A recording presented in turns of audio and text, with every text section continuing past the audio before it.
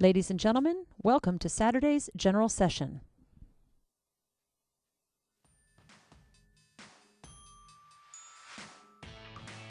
Well, I started searching titles in 1987 with a lawyer's title. They were actually mid-state lawyer's title then, and they merged with another company in Memphis. So started searching titles and kept doing it from there. And it's like the mob, you can't get out. Obviously, the most important part is we really do protect the American dream. It's still alive, it's still out there, and we can, this is the biggest investment anyone ever makes, and the best part of it is you're sitting at the table and you have someone maybe in their 40s or 50s buying their first house, and they cry and stuff, and it makes it fulfilling, and people need to remember we're in a service industry, and we're there to help people when they need you the most. We strive for perfection, but we'll settle for excellence, and that's pretty much what we do in this industry. It's like, because you have to be fast, be perfect, and make everybody happy, which is an impossibility, but we try to do our best at it. I compare it to being like a server in a restaurant. You can't always control the food, but you're the face out there. You got to take the brunt, the good, the bad, and be the personality out there and make this event that the people are doing, whether refinancing or purchasing, to be this, you are the face in the industry. You're the last person they see before they get their keys. And they've gone through the lender process, you're coordinating everything. It's just one of those things that it's an adrenaline rush, really. I guess when we're just junkies. That we get through it, and you become an adrenaline junkie, and at the end of the month comes, and you're there, and it's like, the day's over, and it's like, whew, we did it. Start over again. But it's just one of those jobs that it's never boring. It's never the same thing twice. It's not cookie cutter, and people outside the industry really don't understand that. They don't understand how the stress and everything else, and how it all comes together, and that's what we do, and we get paid for doing it. Ladies and gentlemen, please welcome ALTA CEO Kurt Pfotenhauer.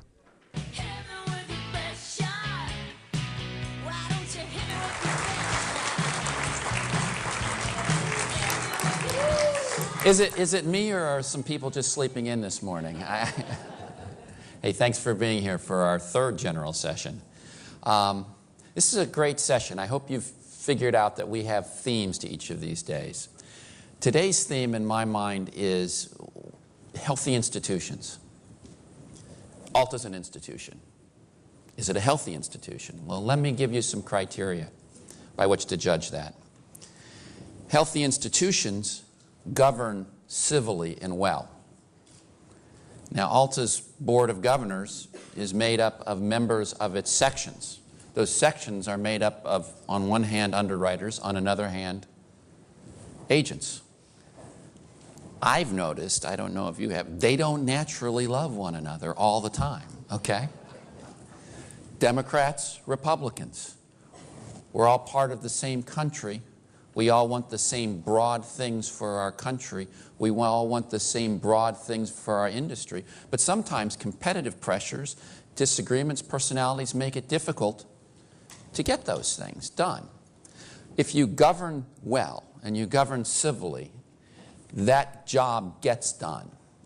If you don't, that job doesn't get done, and the institution, the nation, suffers. ALTA is extraordinarily well governed. This board has managed its disagreements really well in mature ways, respectful ways. And today, it's going to transition power. And, we make a big deal of that because the transition of power has to be conducted with respect for the institution. And this is a 103-year-old institution. One of the things that healthy institutions do is honor the past. We did that on Thursday in our first general session. We brought in 2 new honorary members. In our 103-year history, we've only bestowed that honor on 59 people, and that includes the 2 new ones. I think 2 of those folks, past honorees, are still with us, still attending. I saw Kara Dietrich, I don't know if Kara's here yet, and Mark Bilbray, both of them are honorary members. We recognize the extraordinary service that certain people give to this association, and that's appropriate and that's healthy. Finally, besides honoring the past, we learn from the past.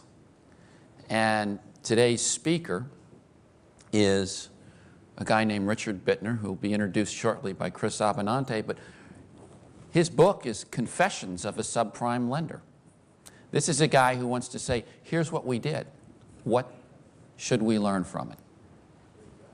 So let's get our session started today by bringing Chris Abenante, today's session sponsor, out on stage to introduce our speaker. Chris, could you join me, please?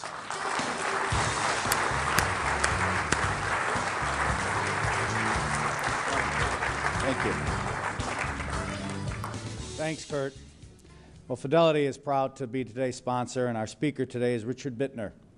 Since the housing market is responsible for impacting 25% of the total gross domestic product of the United States, Richard's presentation is a must-see for any mortgage, housing, or financial professional looking to understand this crisis and the implications for their clients. As the president of the LTV Group, which includes both Housing Wire and REO Insider magazines, Richard continuously updates his presentation to reflect any recent market or governmental changes relevant to his audience. In doing so, he ensures that audience members will receive the most current and comprehensive analysis available. Richard has been featured on CNN, Bloomberg, Fox Business News, The Wall Street Journal, NPR, The Early Show, Larry King Live, and The Daily Show with Jon Stewart, providing insight on the mortgage debacle that we all had to live through. In April 2010, he presented testimony to the Financial Crisis Inquiry Commission, which the Obama administration formed to uncover the causes and prospective solutions to the mortgage and financial crisis. Richard also told me, by the way, in a few weeks he's going to be an expert witness at a trial which is being billed as the largest mortgage fraud trial that the United States has witnessed. He has a master's degree in communications from Cornell University and a bachelor's degree in public relations from Northern Arizona University. His book, Confessions of a Subprime Lender, An Insider's Tale of Greed, Fraud, and Ignorance, was named a top 10 business book of the year for 2008. Please join me in welcoming Richard Bittner.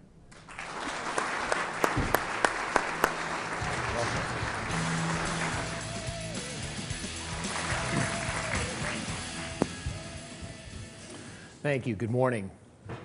If you've ever found yourself asking the question, how in the world did I ever get into this situation, then you might appreciate the following story. In the summer of 2005, I had the unfortunate displeasure of having to foreclose on a borrower. Now, if you've been a lender for any period of time, let alone one of the subprime variety as I was, this is, well, as we like to say in my great state of Texas, not exactly my first rodeo. But there was something about this particular loan that even to this day has still stuck with me and had a profound effect. Now, as I'm sure most of you in the industry can appreciate, any time a loan goes bad, we always undergo a thorough quality control process trying to determine what went wrong. You know, was there fraud in the file? Should something have been done differently? You know, really, what was the cause, if any, that caused this loan to go bad? And I remember opening that file and looking at it very specifically and gauging the borrower profile, and here's what I saw. First and foremost, the borrower had terrible credit.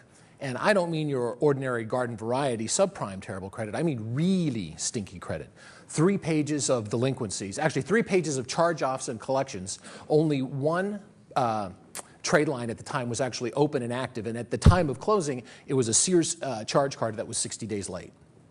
The debt-to-income ratio for the borrower was 55%, absolutely maxed. There was no rental history. Well, actually, let me take that back. There was rental history. In this case, the couple had been living with her mother. So, yes, what I had was a private VOR, which was the equivalent of a note from the mother saying, yes, that the rent had been paid on time. And there were absolutely no reserves on this deal. Now, I am, by most societal standards, considered to be a relatively intelligent guy. Ivy League educated, at or top of my class in every grade since, I think, the second. Twice now a successful business entrepreneur. But I have to tell you, every time I start basking in my own infinite wisdom, all I have to do is look on that list that you see on those slides over there to remind myself of exactly how much we as an industry had completely and totally lost our minds, because no one in their right mind with any level of intelligence would ever, under any circumstance, right? Certainly today, looking at that, would go, why would I loan my money? And what's interesting is that had I not done it, there was 150 lenders lined up right behind me that easily would have done it as well. Not justifying the decision, but that was the world that we were living in, clearly on a race to the bottom. So what was interesting for me was, in a lot of ways, I like to call this the proverbial wake-up call. The ultimate smack in the head came 3 months later when my house, the very same custom house that subprime lending helped to build, caught on fire. Now, I have to tell you, there's something very cathartic about the fact when it's in the middle of the night and you're huddled across the street in your pajamas with your family as you start doing a very quick assessment of your life and determining what exactly you do and you don't like. And I've got to tell you, it was pretty easy for me to summarize at that point that I was really frustrated with where my life was going. See, because in 2000, when I opened my company and people asked me what I did, I didn't tell them I was a lender. I said, no, I'm a subprime lender. And here's the reason why. I loved what I did, and I make no bones about that. But what was very clear from 2000 to 2005 was that the line between what was and what was not acceptable absolutely became blurred. Totally and completely had disappeared, excuse me. So what I did the next day, literally walked in, executed my buy-sell agreement, and left in October of 2005 in the absolute peak volume month for my organization in terms of sales. At the time, of course, I remember my friends, my family looking at me thinking I was absolutely insane. Why would I want to jump off this gravy train? Of course, 13 months later, they all thought I was the smartest guy walking the planet.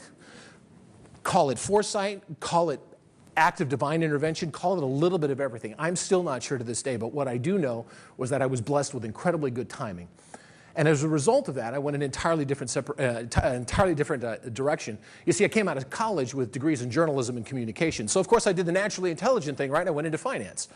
And so what I've really done over the last 3 years is found myself back in my wheelhouse, really in a passionate place, owning Housing Wire, which is a financial news service that focuses on the housing economy, targeting folks in title, lending, servicing, investing. And so really my purpose today, and you see the title of the presentation, is Are We There Yet? Really trying to find a bottom to the housing and mortgage markets. And in the course of trying to answer this question, what I really want to do is have 3 objectives today. First and foremost, I want to take some time for us to discuss and understand the roots of this crisis. Now, I have no doubt that you have read ad nauseum about various players and all the things that they did wrong. My purpose of this presentation is not to rehash all of that. There are certain pieces, however, I want to take and I want to talk about a little bit further, particularly as it relates to Wall Street, that some of you may not necessarily be familiar with, because that's not the particular wheelhouse that you operate in.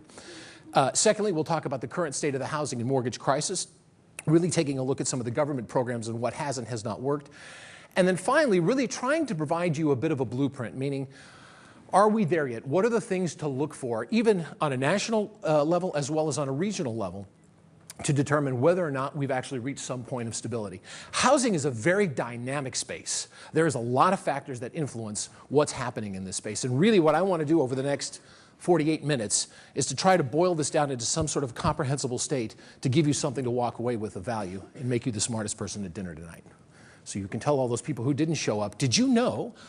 Well, let me fill in the rest. Okay, just a quick summary. Most of you know this, but I want to share this with you so you have an understanding of kind of where I was in the industry food chain for a moment. Right, if you're a borrower and you want a loan, you've got 2 choices, right? You can either go to a mortgage broker or you can go to a mortgage lender or banker. Of course, the primary difference here being is that the broker does not use their own funds. They still rely on a lender to be able to accomplish that or to close the loan.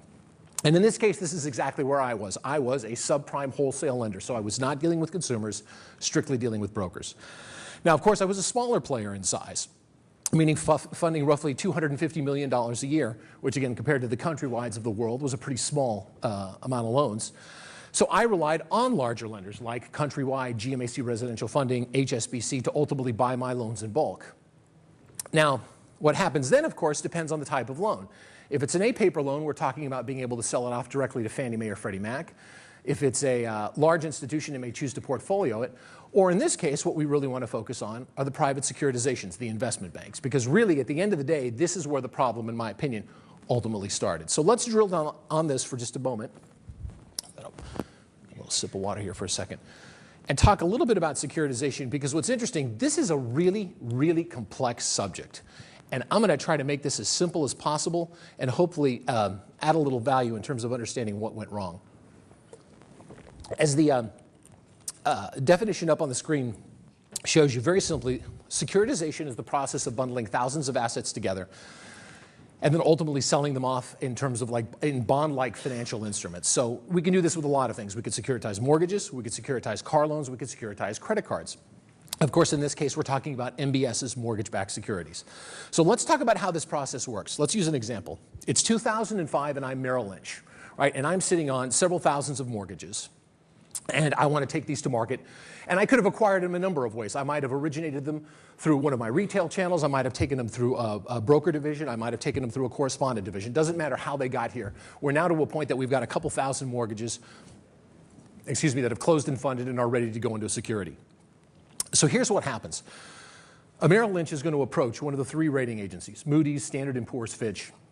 And what they are going to do is they're going to take a sample of those loans. Not a look at all of them. It's an important point. They're going to take a look at a sample, and they're going to try to determine the levels of risk that are associated with these loans.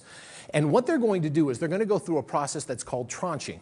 Okay, so what this means is what you see on here are different layers or levels of risk, with the AAA at the top and then kind of going down to AA, all the way down to an equity piece.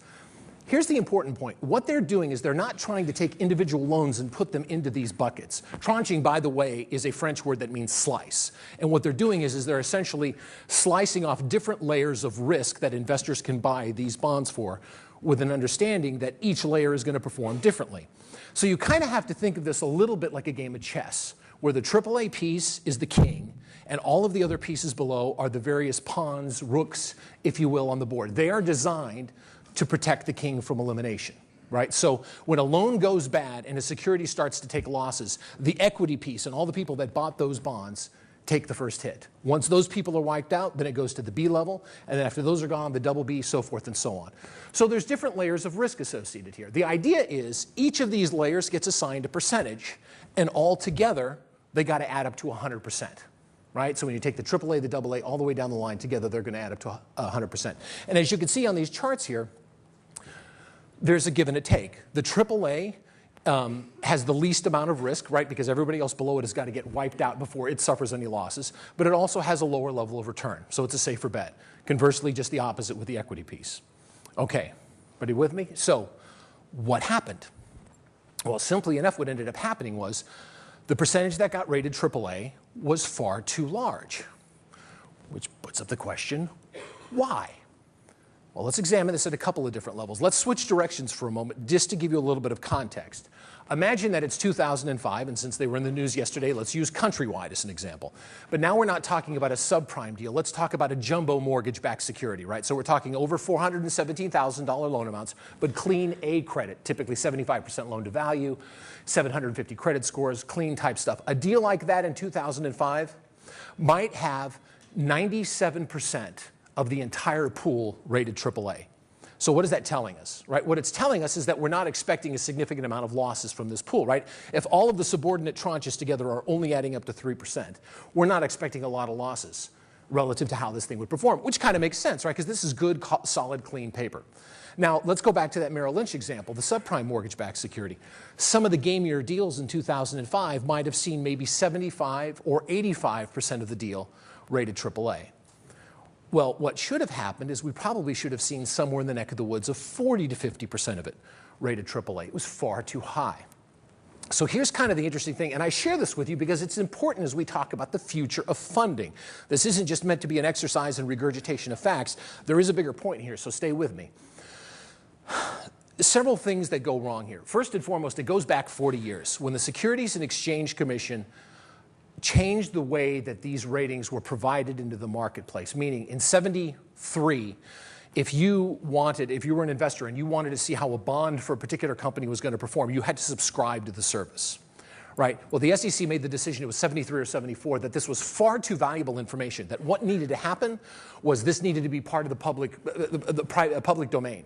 So the model changed. Now the individuals who were looking for the ratings themselves, in this case the investment banks or the corporations, directly paid the agencies, the independent arbitrators, if you will, to provide this information, right? Really the only group in this process that was supposed to have a truly arm's length distance. Well, there's several problems that we ran into. One of the things was, as the securitization machine began to fuel, what we discovered was that the amount of income that the rating agencies made from rating mortgage-backed securities and CDOs, which we'll talk about in just a second, by the way, was far greater than they ever made from rating corporate bonds, anywhere from 3 to 5 times the amount of money. So the motivations were clearly there.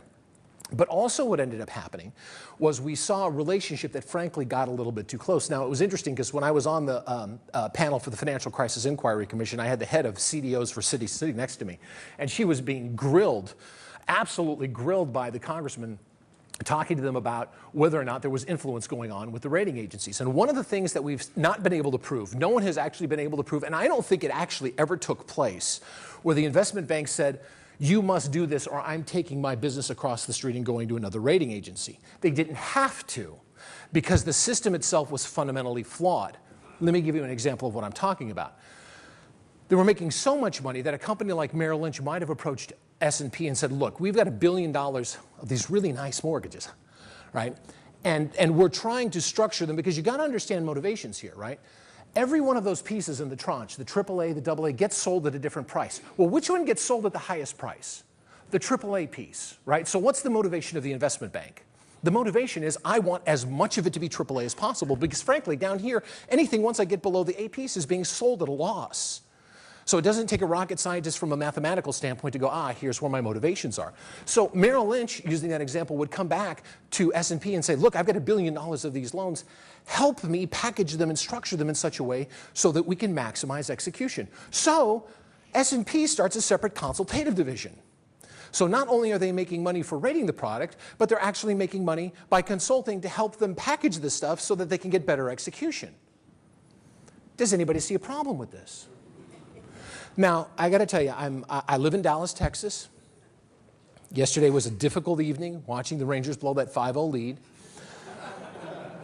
But I have to tell you, as I'm watching the game unfold and I'm on the edge of my seat, I'm thinking of an analogy. And I'm thinking, okay, I'm watching Aled Rodriguez up at the plate. And I'm thinking, okay, in this particular case, he grounded out. But I thought, what if he got up there, clocked one into deep left center field? He rounds first. He goes around second. He slides headfirst into third. The umpire looks at him. He goes, you're out of there. He jumps up. He starts talking with him. He starts arguing. He goes back and forth. Finally, he reaches out. He literally hands him his checkbook. The umpire stands there. He starts talking anymore. Somebody goes, you know what? You're right. You were safe. Now, aside from the fact that we would unload a serious case of Texas whoop-ass on that umpire, notwithstanding, and I know you're standing there and saying, there's no way in God's green earth something like this could possibly happen in sports. I hope it doesn't. This is exactly what happened in the world of big league finance. Too much problems. Now let's take this one step further, okay? We talked about CDOs for a second, right? Collateralized debt obligations, probably the most misunderstood piece in this whole securitization process. So let's talk about what that is for just a second. The CDO. We talked about the equity piece. The reality was the equity piece in that security, look, it's the first one that's going to take a loss. The investment bank has got no way. Nobody wants to buy this. Even at 50 cents on the dollar, no one is ever going to get a return on this thing. So ultimately, the investment banks had to hold that piece. So somebody came up with a brilliant idea and said, wait a minute, what if we take this equity piece from this security and this one and this one and this one and this one, and we combine them all together, right? We mix them all up. We go back to the agencies and say, hey, we got this great product. It's called the CDO. You're going to love it. And the whole rating process begins again. Now, you really want to talk about the part that's going to piss you off? Listen to this.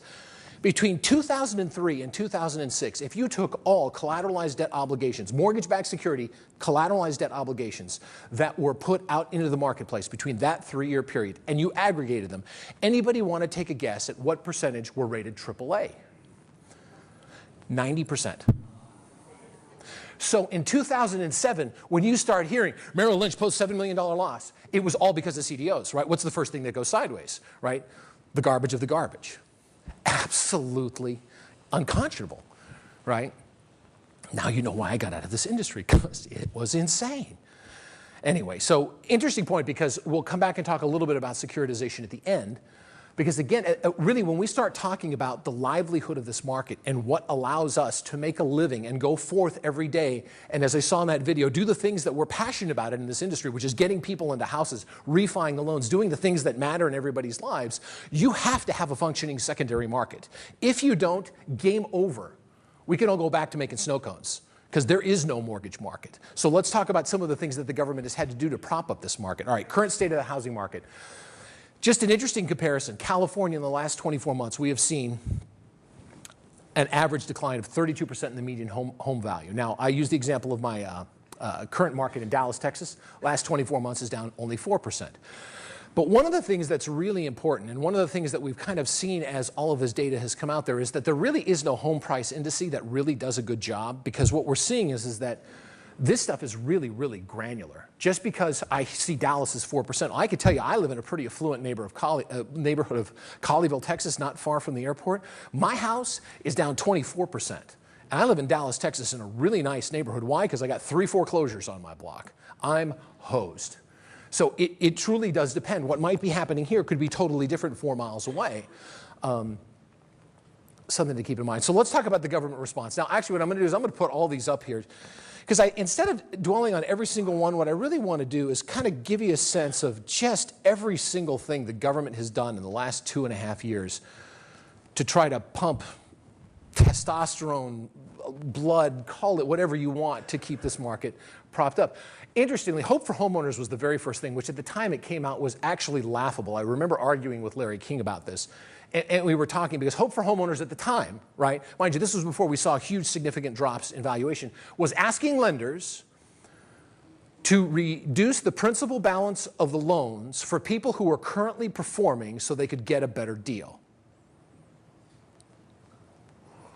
And all I could remember was, look, I'm a lender. I mean, it's one thing now when all of my loans are going south, but when my delinquencies aren't that high, why am I going to take a $300,000 loan and lop off a $60,000 loss just so this person could maybe get a little bit better of a deal? You want to know how many loans were funded in the first 6 months nationally of Hope for Homeowners?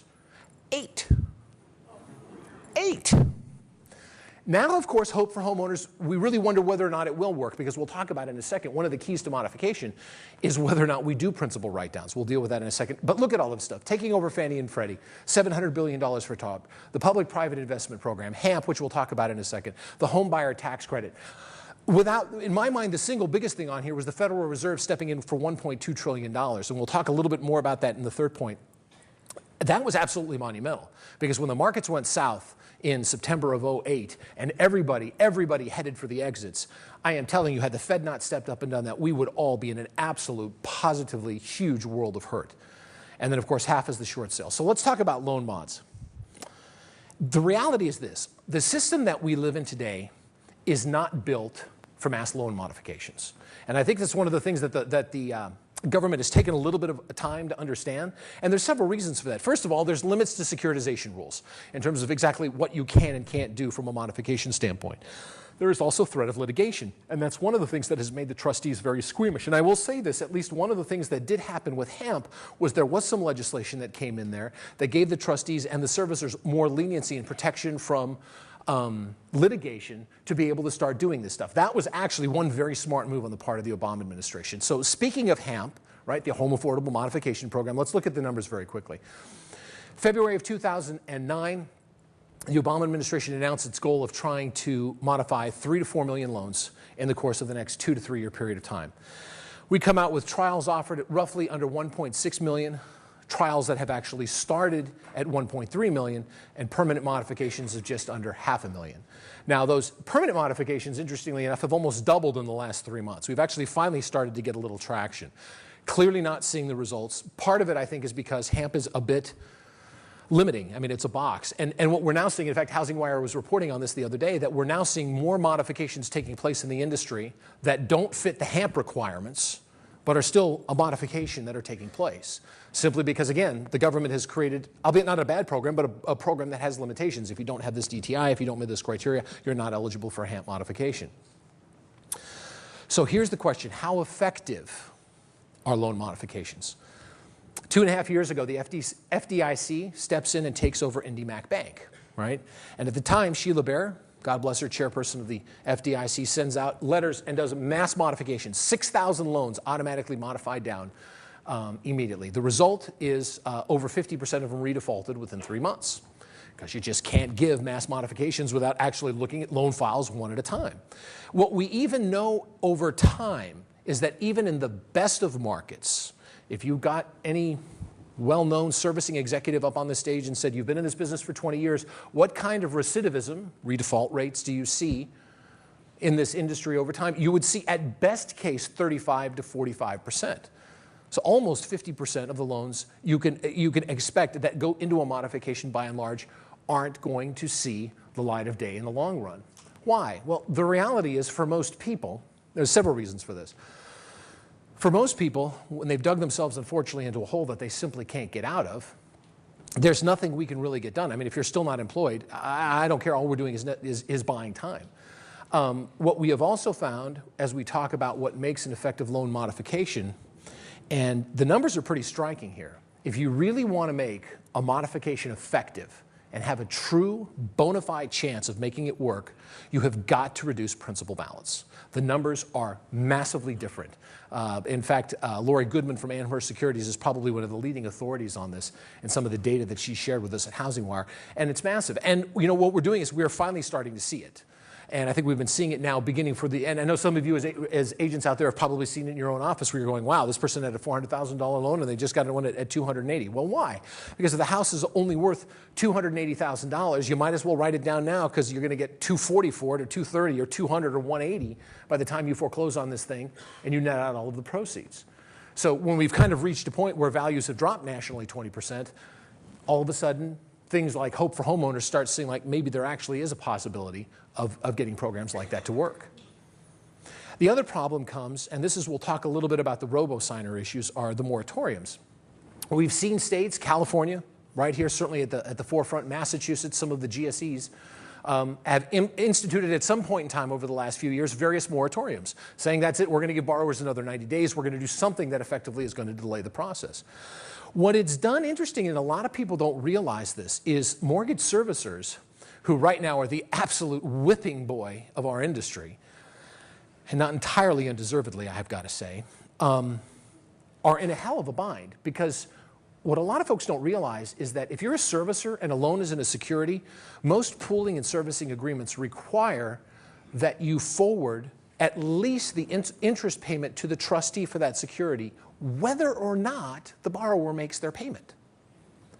So when Schwarzenegger steps up and goes, yeah, we have no more foreclosures, it'd be fantastic. The servicers are going, oh my God. There's more advances that we've got to put out. So, you know, in some ways, it's kind of a, pardon my language, ass-backwards industry, because at the end of the day, the servicers are being beaten up by the government. Do the modifications. Do what you can to keep people in houses. Yeah, don't foreclose. On the other hand, they're going, we're spilling all this money out, and until that house does foreclose down, we don't get it back. We have a problem. That's a real dichotomy, you know? And that's the kind of stuff that doesn't make the New York Times typically, because it's, you know, it's not consumer friendly. It doesn't tend to play, but that's the realities of the industry that we work in. So when you talk about the impact, it's massive. You know, amazingly, the timing of this conference relative to what's happened in the last 2 weeks with robo-signers. And certainly I know that there's been a lot of debate. I think even in yesterday's general session, you had 4 of some of the largest industry figures, including Chris up here, talking about that. I will say this, and I'm a very big believer in this. Not everyone agrees. I think by and large, the majority, we were kind of in a catch-22. The government, as you've seen the list of stuff up here, has gone through an unbelievable amount of effort to try to make sure that we just simply don't fall into a sinkhole. Because that's the role of government. Like it or not, it's got to get involved to protect its citizens. Whether the policies are good, bad, or otherwise, that's what government does. But unfortunately, what we've done is we have taken that can and we have kicked it further and further down the highway, meaning it's going to take longer until we see some sort of normalcy to this market. And let's talk about what that means. If there is nothing else that you remember in this presentation, hopefully you'll remember more, but if you remember nothing else, it's this figure, 2.6 million properties.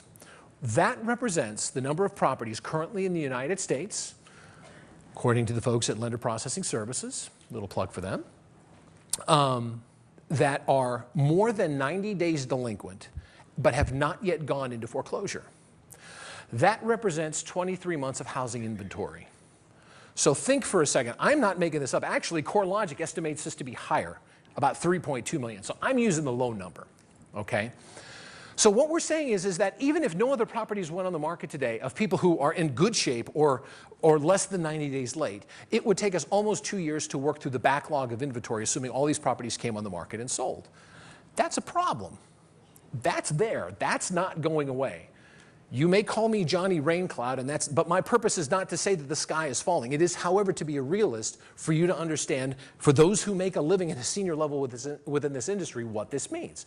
That number is hard and fast, no question about it. So up here, what you've got are charts on foreclosure rates and delinquency rates up here, right? You've got two different graphs. The yellow one, or the orange one, represents percentage of loans in the United States that are not current. And to see that number, you actually have to follow the chart up and down on the left-hand side that goes between 0 and 16%. In red are the foreclosure rates, and this goes back to 95, which you'll see the numbers on the right-hand side, the percentages between 0 to 4%. The good news is, if we can take a little bit of good news here, is that the non-current percentages have actually started to drop. We've actually started to see those less than 90% percentages begin to dip a bit. I do call that a good thing. Right? At some level, that has to happen. And depending on what your perspective is, the foreclosure rate, unfortunately, has started to go back up. Now, I say fortunately or unfortunately. I think what needs to happen, if you're going to ask me what needs to occur, we're going to take this chart out over the next 2 to 3 years, is that foreclosure rate needs to go up. And it needs to go up a lot. Why? Because until we get to a point that we take these properties out of the hands of individuals that are not capable of making the payments and move them into the hands of individuals or institutions who are capable of making these payments, we will not see a return to normalcy in this market. You can put all morality aside. This is not a moral argument. This is a simple fact of economics. The longer we take to move this stuff around and get it out and not have 1 out of every 30 to 35% of all sales nationally be represented by either a short sale or a foreclosure or an REO, it will take us that much longer to find a bottom. So let's talk about a few other challenges. And I know what you're thinking, to use the wrong co-commercials, but wait, there's more. Good news, thank you. A little bit about the ALTA pay option ARM loans, right? Certainly there's been a fair amount in the media about this. You may have heard about it, but let's talk about this at a couple different levels. These were the loans that, by and large, the majority of which were made in the most expensive markets: California, Florida, Virginia, where when subprime disappeared, although of course they've been around for 20 years, especially here in Southern California, were designed for people with good credit, mostly stated income, typically no money down, folks who made the minimum payments, right? It's because we're talking about neg-am loans. And it's interesting, for those of us who've been around in this industry long enough, you know that this product actually had a place. This was a world savings product that was invented that was designed for who? The well-heeled investor, right? The kind of person who made a lot of money, who said, look, I know that over time housing is going to only earn me 3 to 4%. I don't really care if I put my money in that particular bucket. I'm going to take it. I can earn 8 to 10 playing the stock market over time. So let me make my minimum payment in the neg-am loan and let me put my proceeds and my dollars somewhere else. And the loans performed just fine because it was a particular type of investor that was geared for. Unfortunately, what it did is it became the default loan that the average American was in the most overvalued markets was the only way that they could qualify.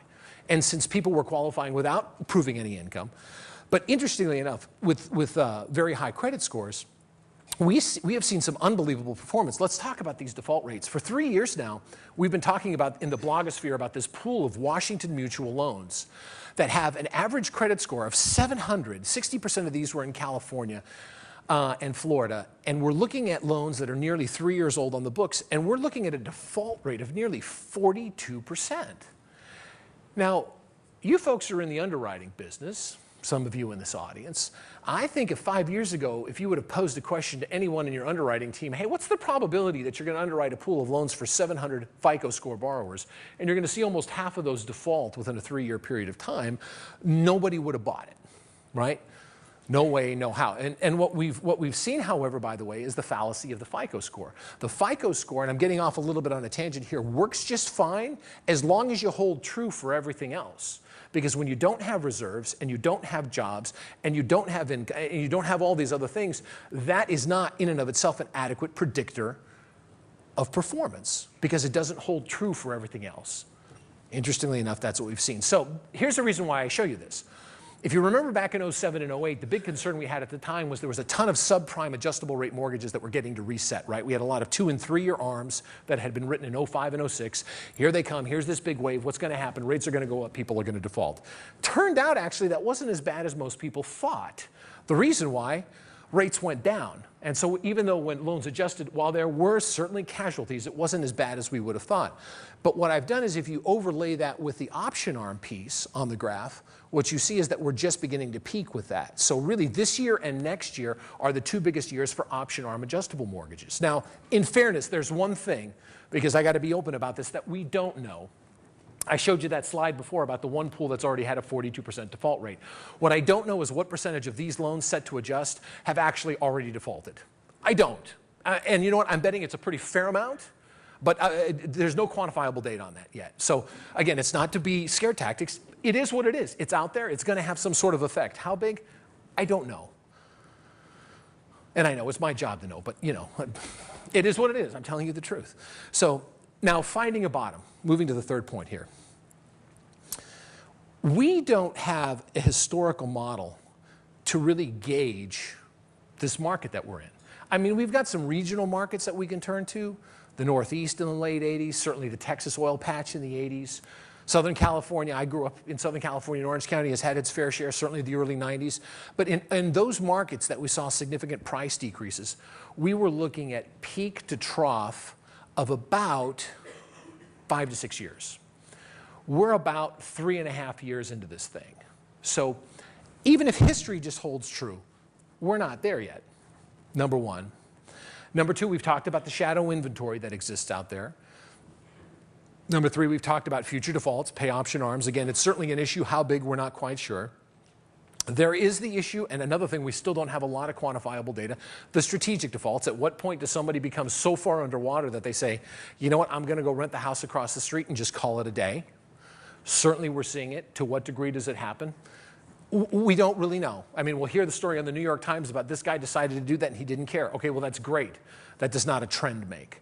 But I am concerned, and there is some strong academic studies that show that there does come a point where people do get so far underwater that it does become problematic. So with that, what I want to do is share with you what I'll call the 4 factors to watch for in your particular market as you start trying to determine where exactly we are.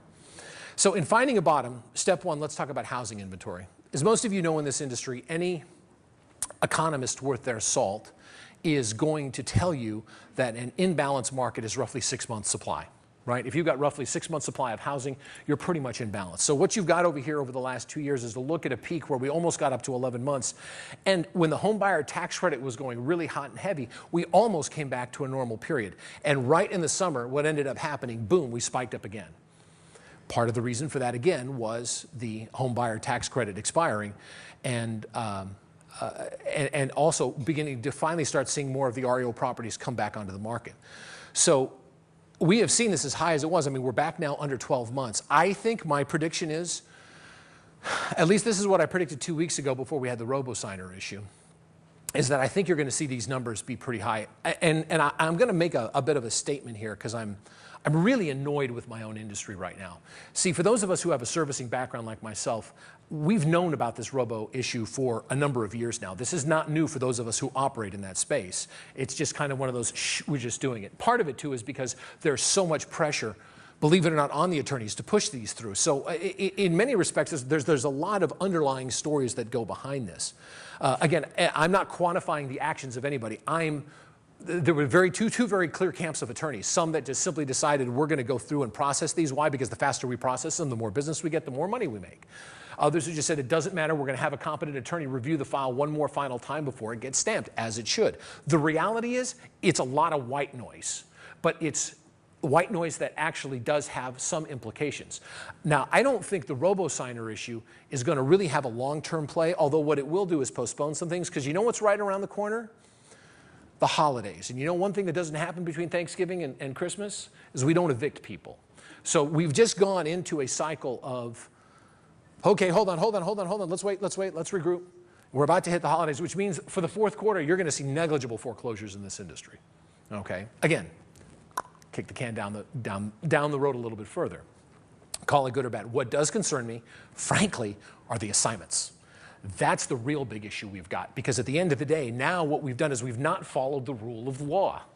Okay, the rule of law is designed to protect our system from stupid things happening, so an investor can't come back and say, hey, you know that loan I owned to the security that was represented to me be owned by Citi, but it was actually owned by Chase? I want my money back. And now we open up a whole other can of worms.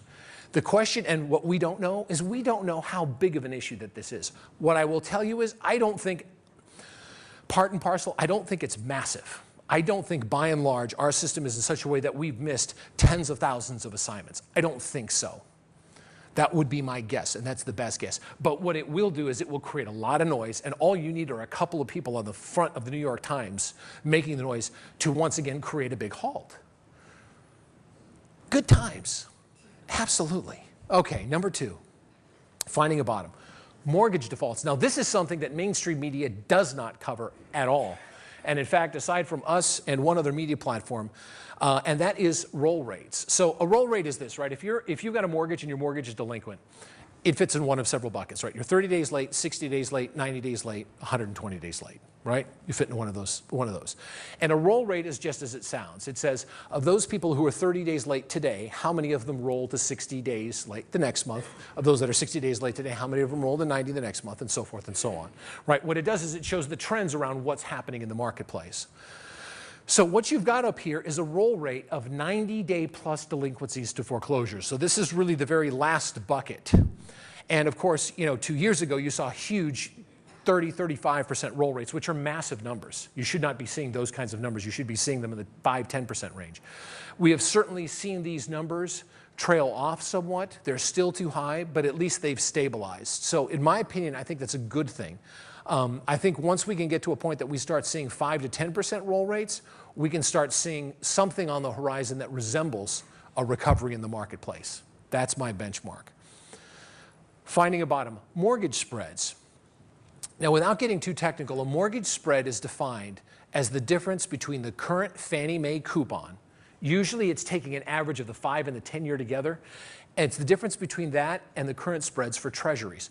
What this is doing is it's measuring the perceived level of risk associated with buying a mortgage-backed bond versus a treasury, which is considered to be arguably the safest, if there is such a thing, form of investment in the marketplace.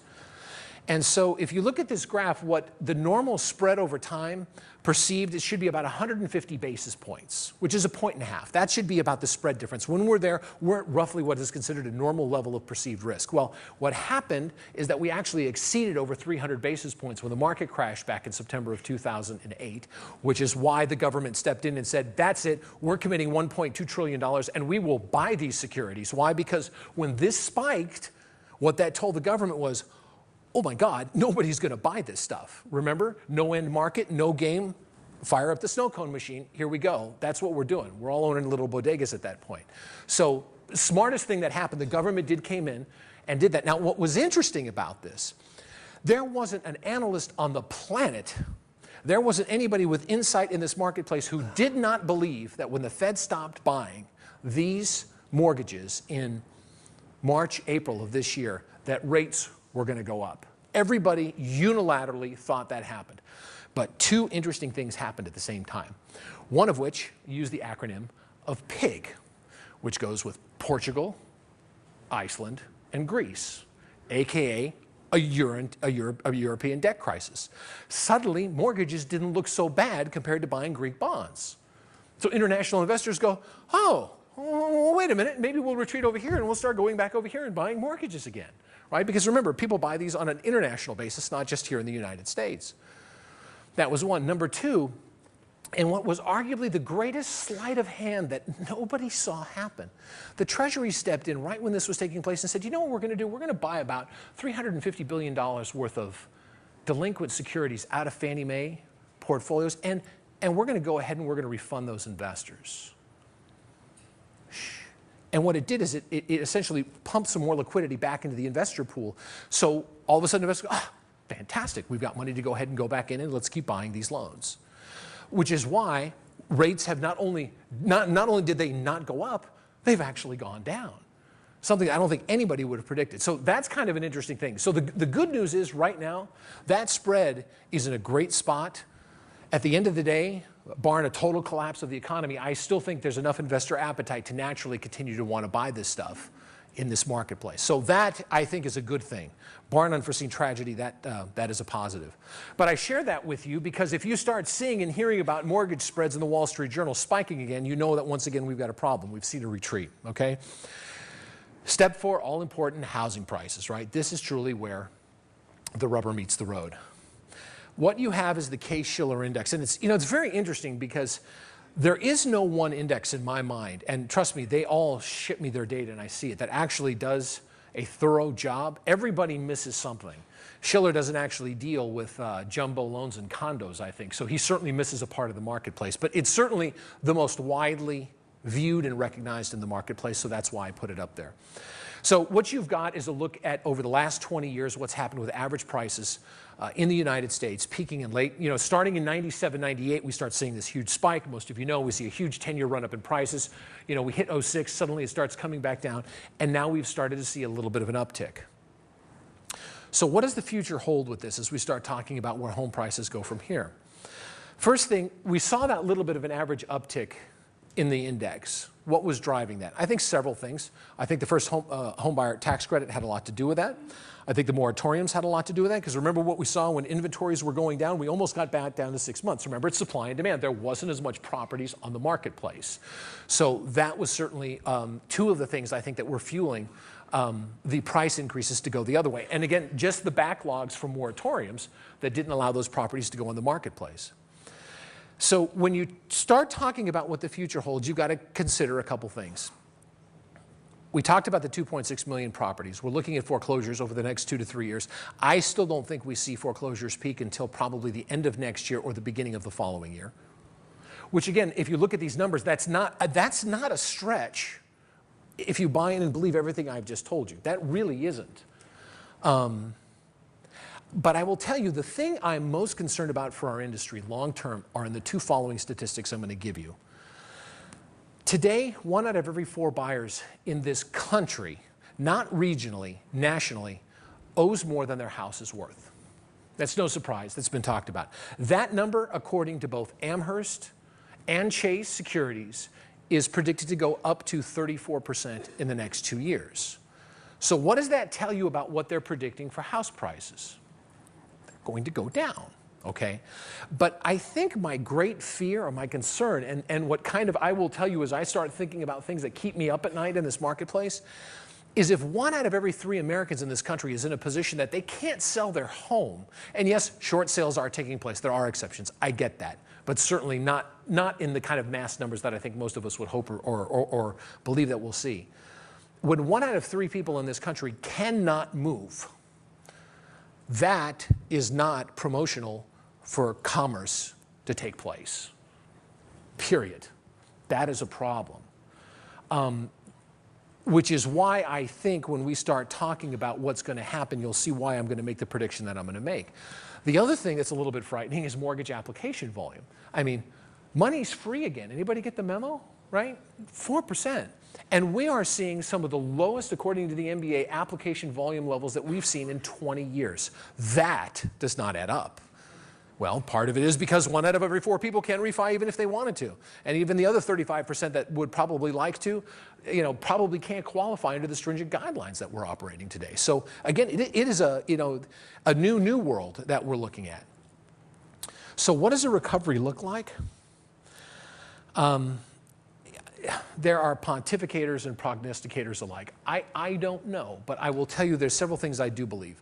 I do believe that at the end of the day, we will see an additional decrease in price. And the only question in my mind really becomes is, are we looking at a U-shaped recovery like you have here, or are we seeing something perhaps that is more akin to an L-shaped recovery?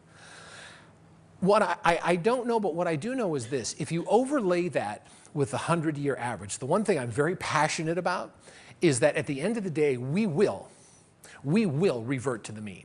Because housing is a very stable thing. We can mess with it in a lot of different ways over time, but eventually that dotted line you see there is the 3 to 4% 100-year line of property appreciation if you go back to 1900 when Schiller started marking this stuff. And we will eventually return to that mean. The only question is, which we're not at, right? Notice where we're at. We're still above that.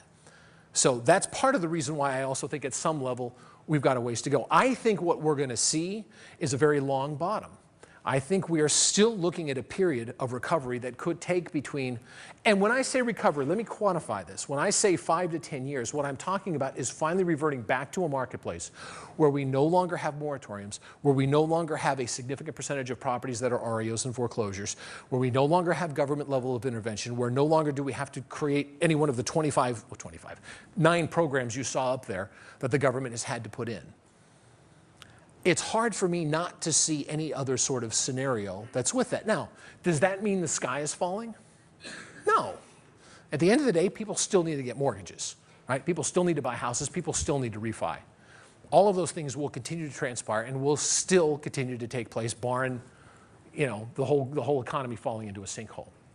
But again, the big thing, of course, always comes back to at the end of the day is it's jobs, right? Because no matter what, if people don't have jobs, they can't pay for mortgages. If they can't pay for mortgages, we have a problem. Now, there is one story. By the way, for those of you who have questions, because I see I've got about 10 minutes left on my monitor, so we're going to open this up for questions in just a second. But before I do want to share a story with you. It kind of goes in another direction. This is not a motivational presentation, as you've probably gathered by now. Thank you. And this may be hard for you to believe, but I am the eternal optimist, okay? And I share this story with you because I think it's kind of cool. It's my story. And it is simply about that I have always been a big believer that there is nothing more important in this world than sheer will and determination in anything that one does in their life. I did something very different. I retreated, and it may have been one of only a handful of people that actually retreated from the industry when people were making more money that they were being blind.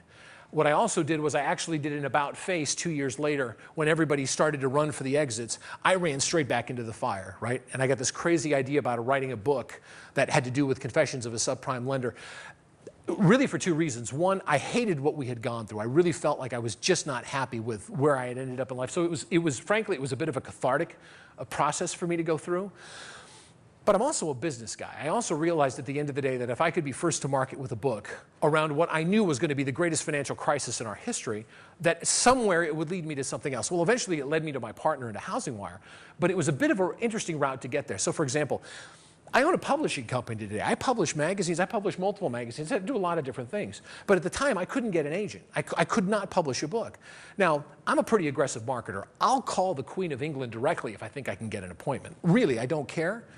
And so I self-published this book. And I remember it was January of 2007, and or 2008, and I am putting this thing out there. I have sent it to every major journalist. I've been out this for 2 months, and I cannot get any traction. I'm like, this is the topic that is going to be the word of the year by the linguists. This year, I know this is going to be big. I know I'm ahead of the curve. I can't get anybody to pay attention.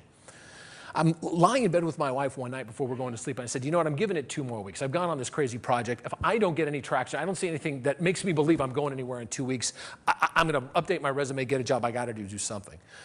The next morning, Dan McGinn from Newsweek calls me. He said, hey, read your book, liked it, going to write a story tomorrow. Ask you a few questions. Hallelujah. Okay. Dan writes a story that also happens to get picked up at MSNBC Online as their top story of the day, with 2 others rotating all afternoon. And there I was, stuck between Elliot Spitzer and the hooker, right? So now it's enough to make my mother proud, I have to tell you. As soon as that story goes up, the next thing that comes up, hi, CNBC Squawk Box, wonder if you'd like to come on the show tomorrow morning. Hey, Wall Street Journal, wonder if we could talk to you for a few minutes. It's amazing how every once in a while things will happen in your life. You know, I went from, and Chris and I were talking about this, I fit in that sort of one of a million category of the guy who went from the self-published author to The Daily Show, which, by the way, was just one of the most unbelievable experiences ever. I mean, it was my 15 minutes. And I'm going to be signing some books afterwards. If you want, come by and say hi. I'll be happy to tell you my Jon Stewart stories. But it was just, you know, an unbelievable experience to bask in that greatness of genius of comedy for just a few minutes. But anyway, that's a side point. The point of all this is, I don't care how bad things get. You know, one of the things I've always tried to pride myself on, and the passion I bring to this is I try to share with you everything that gets thrown at us at Housing Wire and all the information, because there's a lot out there. I think as professionals, we have a responsibility to stay on top of this, to really watch what's going on, to really try to stay informed as best we can. And I know partly what you're thinking, and that is, you know, I've thrown a ton of information in 46 minutes out to you. I mean, a lot. And I know I've probably got your head swimming at this point, this way, that indice, this and that. And you're probably asking yourself, all right, look, you know, where am I going to go? What am I going to do? How in the world am I supposed to possibly keep up with all of this particular information? The answer is, and I think you just guys took my slide down and missed my punch. So, wait for it. Wait for it.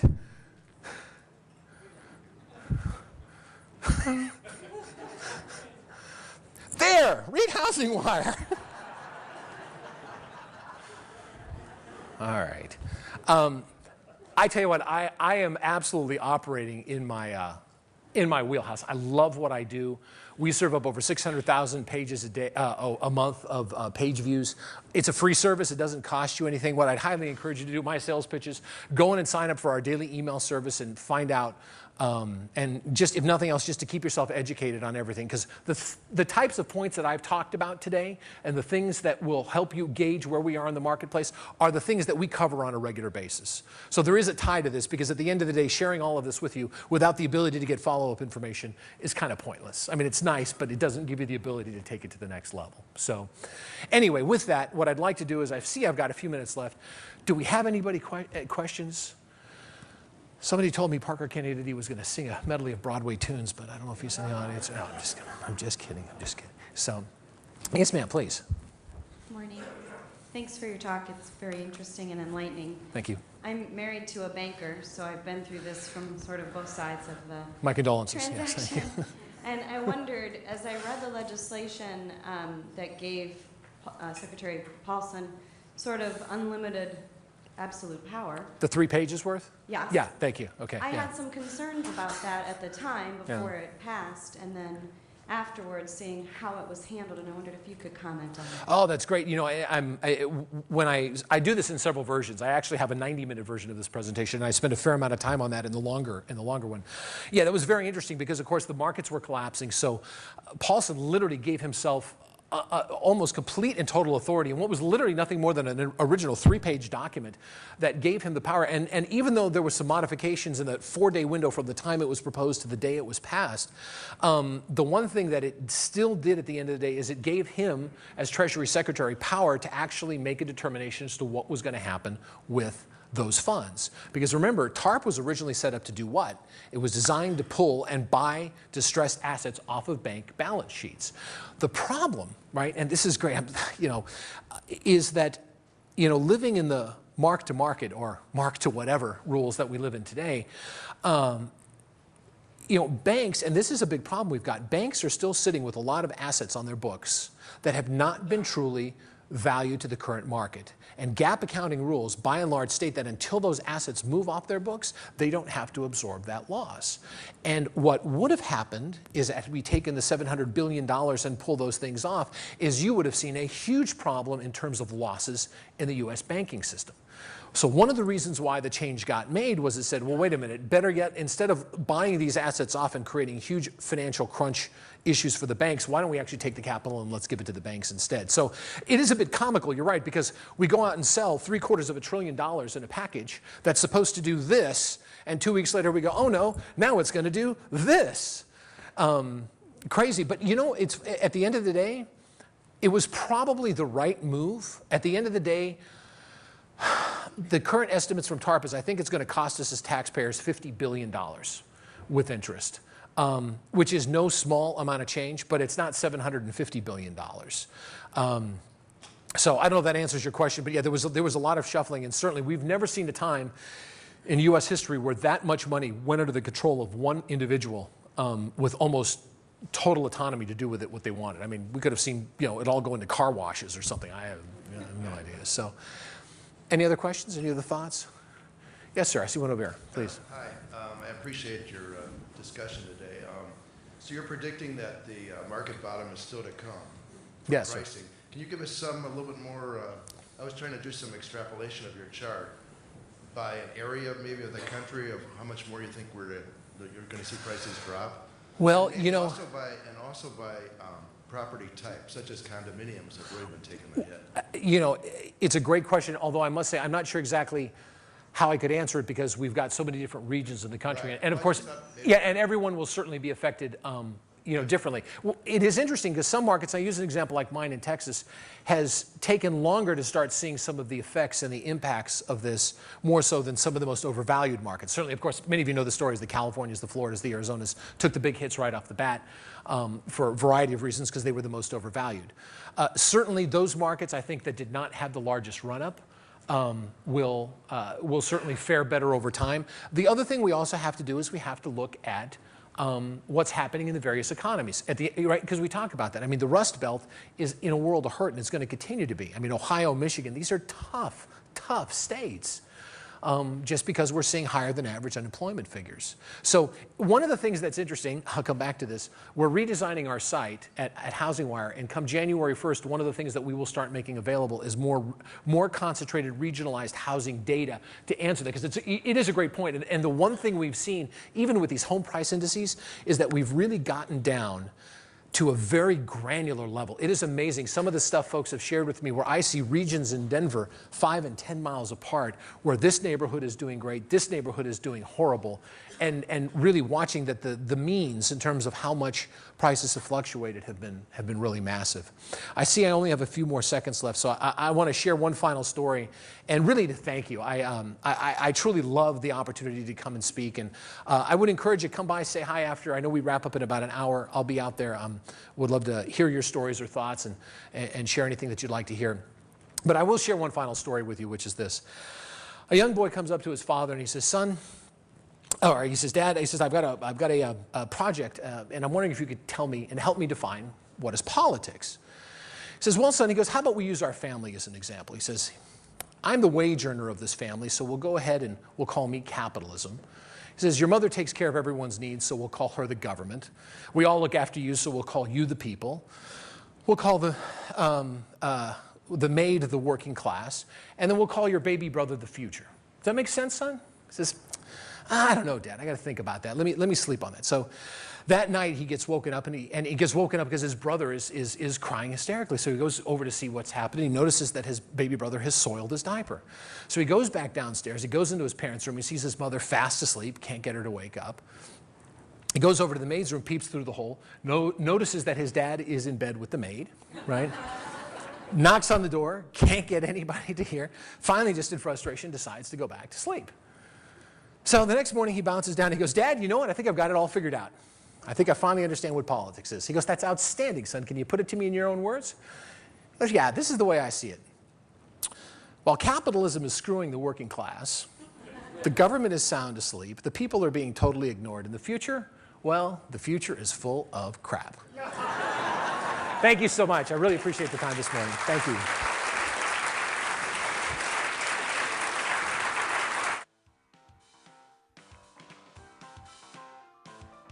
About 35 years ago, I was working for a small law firm in Chicago who had a small title agency, and a job opening was posted by Chicago Title, and I applied, and to their chagrin, they hired me.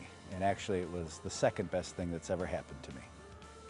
It's been a wonderful time in a wonderful industry, and it's just been a great experience for me.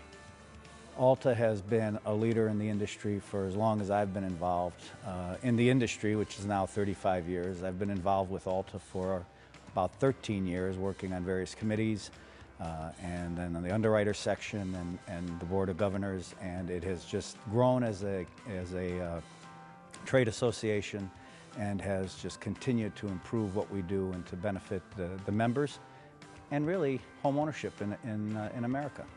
We can all sit here and talk about the tough times and about how really challenging things have been, especially the last few years.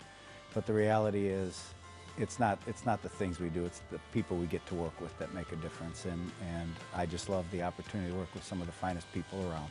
You know, I would just encourage people to get out there and have a voice and really speak up for the industry that we are.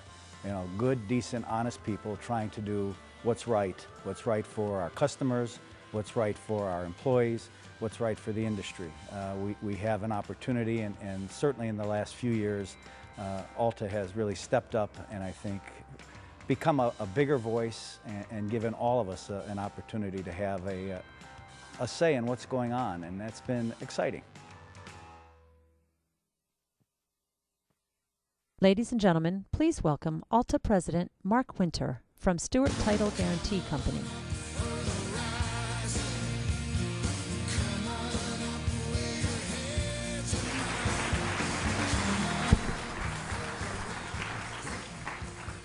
Well, good morning. Right off the bat, I need your assistance. I've been tussling with this issue for the last couple of days.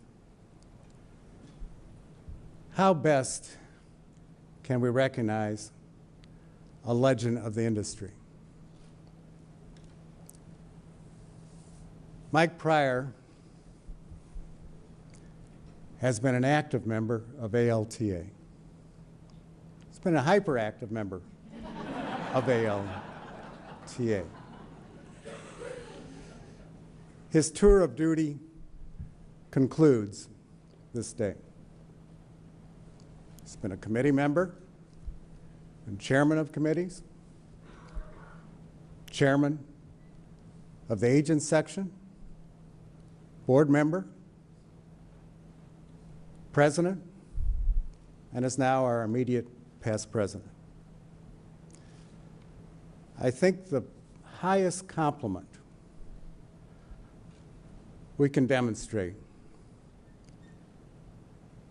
is if you would enable me to quote from one of his bodies of work. We get those all the time, every week. But there's one that stands out in my mind, and I'm sure in your mind also. And when you're quoted by someone other than yourself, that's a high compliment. I sell title insurance. I cannot imagine allowing a family member, friend, or acquaintance to purchase real estate without insisting on title insurance. And not just any title insurance. I want them to have a well-searched title policy because I know how disruptive and unsettling a claim can be. I want my family and friends to pay for a policy that they never have to use. I hope the same thing for them regarding their fire insurance. I know my product, I know its value, I know the importance of the process. I sell title insurance. That's the gospel according to Mike Pryor. Mike, please come up.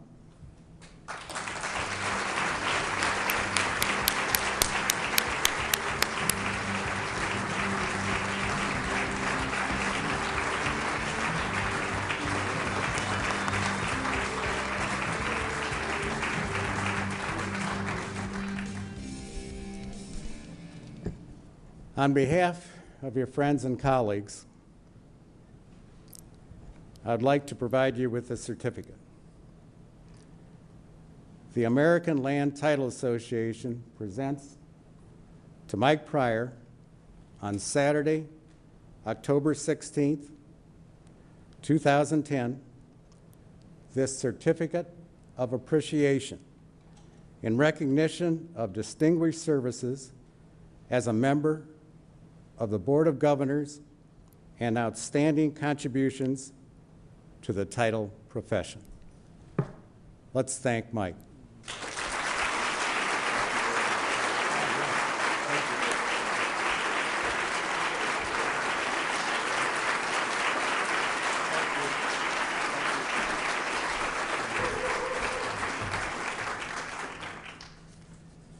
Wow. I have, about a minute left of some sort of power here. And the authority vested in me, I'm going to turn our general session into an executive session for this reason. We will be hearing a report from the chairman of the nominating committee, and following that report, we'll be voting on a new slate of officers. So we're in executive session now. And may I welcome the chairman of the nominating committee, Mark Bilbrey.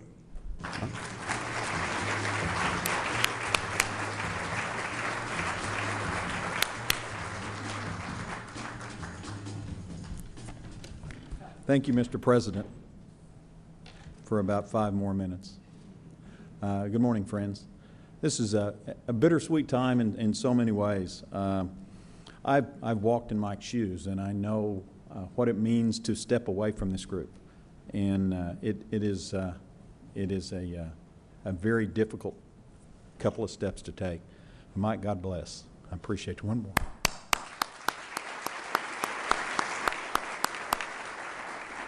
With that being said, we have not lowered the bar. The nominating committee met. Fortunately, it was here in San Diego, so we went just across the border to Tijuana. Looking at this list, there may have been tequila involved. But with that said, I believe the results are very impressive. I would like to submit this list as candidates for leadership of this association.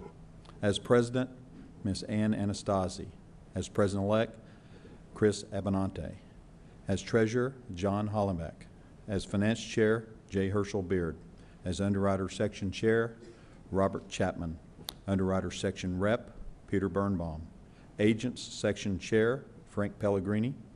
Agent section representative, Diane Evans. Agent section representative, Jack Radican III. And immediate past president, the wonderful Mr. Mark Winter. Mr. President, I would ask that you submit these for vote by the association. Thank you very much, Mr. Chairman. We now have a slate of officers for consideration. Entertain a motion. Second? Those in favor?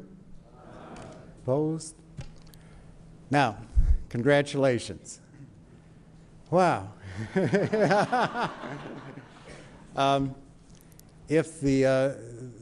going to hear a voice of God here. And so when you hear your name, if you would please come up to the stage, the new board.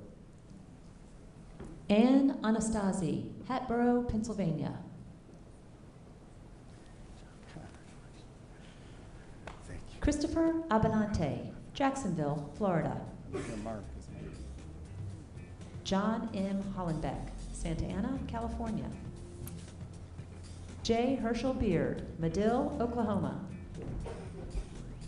Frank Pellegrini, Oak Park, Illinois. Diane Evans, Denver, Colorado. Jack Radican III, Fort Worth, Texas. Rob Chapman, Minneapolis, Minnesota. Peter J. Birnbaum, Chicago, Illinois. Mark E. Winter, Washington, D.C.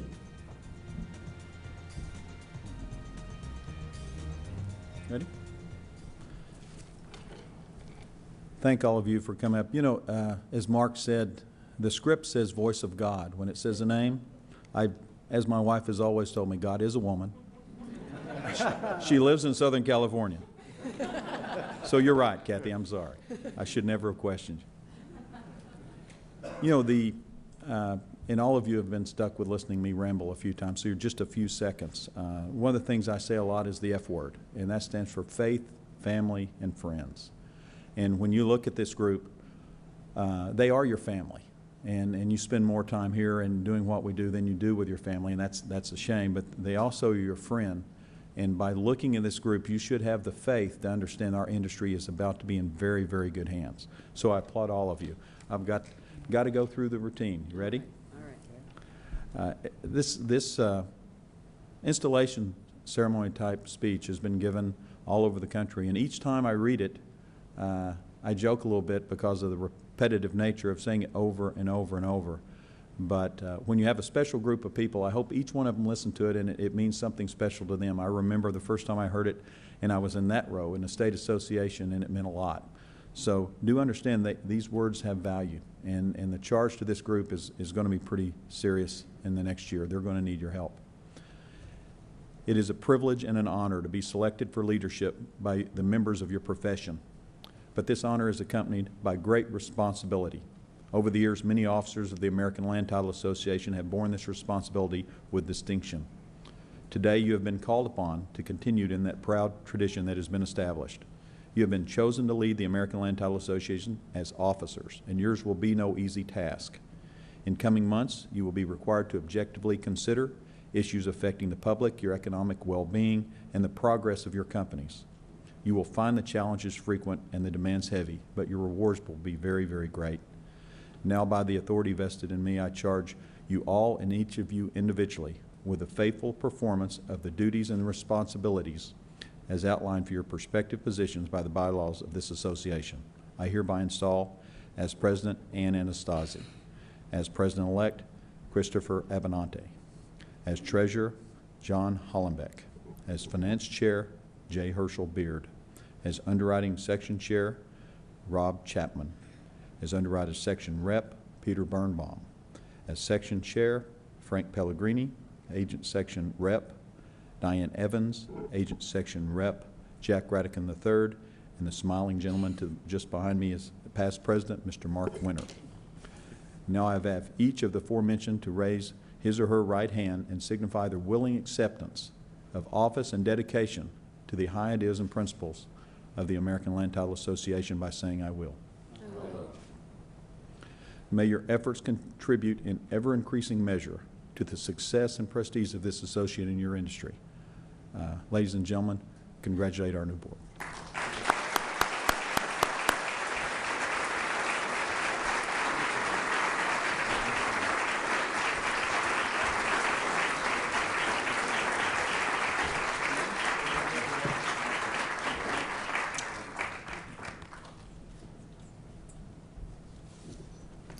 You know, first and foremost, I would like to thank Ann's family and friends situated here in the second row for sharing Ann with the ALTA and with us this coming year.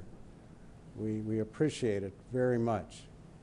And I've had an opportunity to get to know Ann over the years, and believe me, the association is in the best of hands. And Ann, I would like to pass to you now the symbol of leadership. Congratulations, and let's welcome our new president, Ann Anastasi.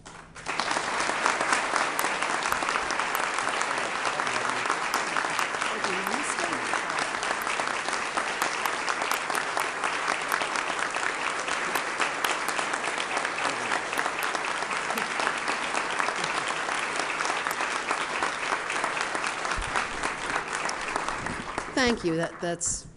Thank you. But Mark, don't go away. And board, if you will sit on your chairs. That would be really good.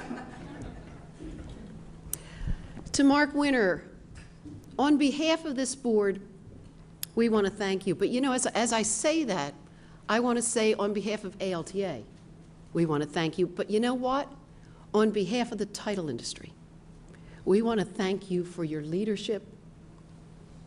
This man is such a class act.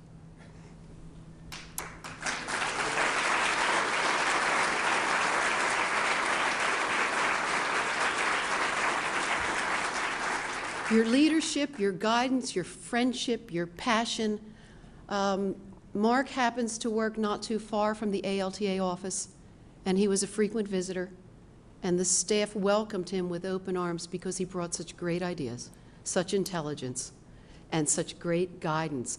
So on behalf of the industry, we thank you.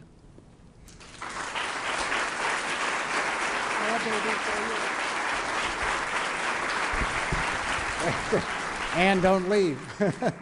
Don't leave. I just want to thank my industry colleagues. I salute each and every one of you. Had an opportunity to meet many of you during the year, shook a lot of hands, and I'm a proud member of this industry. And to my board colleagues, mucho gracias. Thank you.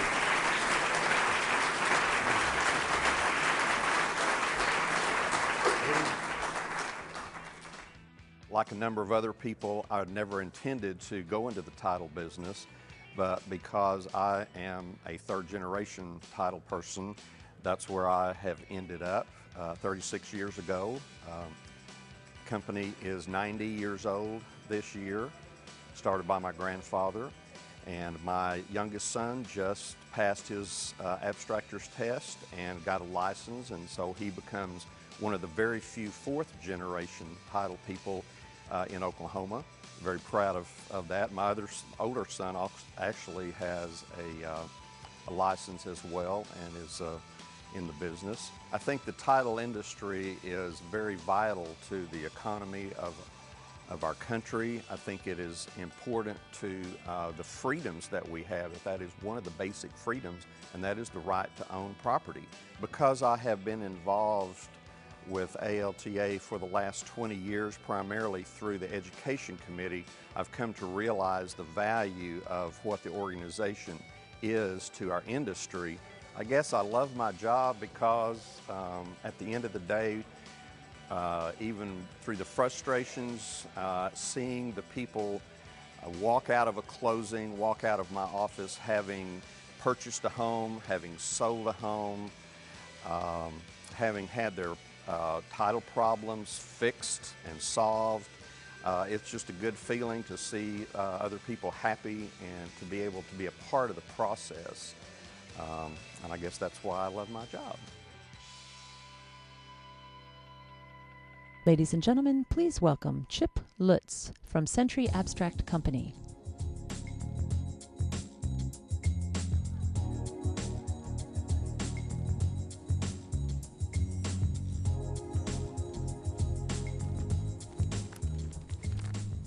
Thank you. It is truly an honor and a pleasure to have the opportunity to be here today to introduce my partner for over 15 years, Ann Anastasi, who is now officially risen to the highest position of our association. I couldn't be more proud of all the things that she does for other people. It's absolutely phenomenal. Her commitment to the industry, to us, to our profession, and to her family is just amazing. I want to take just a few moments because, as I mentioned, family, I want to make sure to introduce her others who are here. Her husband, John, is here with us today, and she has a niece with us, Sarah, and nephew, Tony, and brother, Rich, and also here several associates from her office, Lana Rosen with her husband, Mark, and also Denise Payon and her daughter, Maddie. So we welcome you all.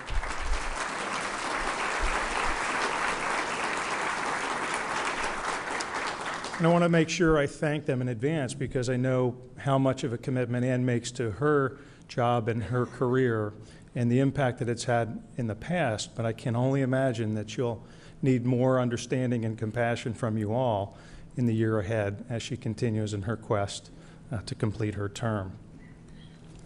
I really was trying to think of things that I could say about Ann because I think most of you know her.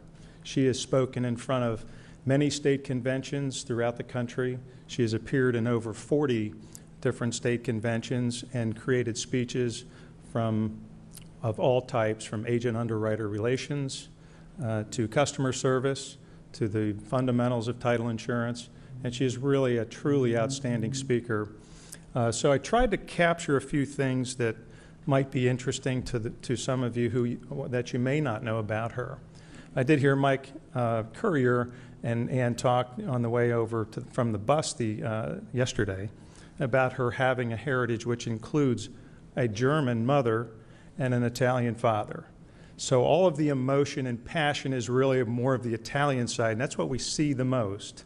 But she truly has a determination and desire that comes from the German heritage, and that really runs strong through her commitment to do the best and be the best.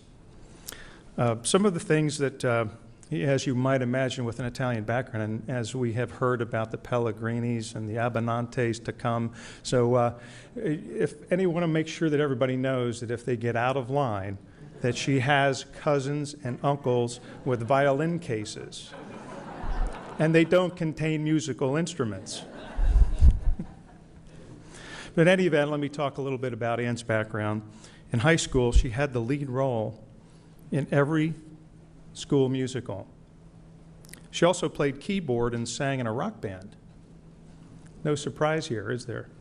This gal can sing and she can dance. She was accepted in settlement school of music to study classical piano. And she was also, and she didn't want me to tell you this, but she was the school mascot. She was a panther in her high school class. But that is so indicative of her school spirit and the spirit that she has and graces us with all the time. She also it would come as no surprise that she would be the class president, and she would also be president of the Honor Society in her high school. And following that up with her college career, she was also president of her class and president of the Honor Society, and graduated with a degree in Japanese. How hard is that? That is impressive.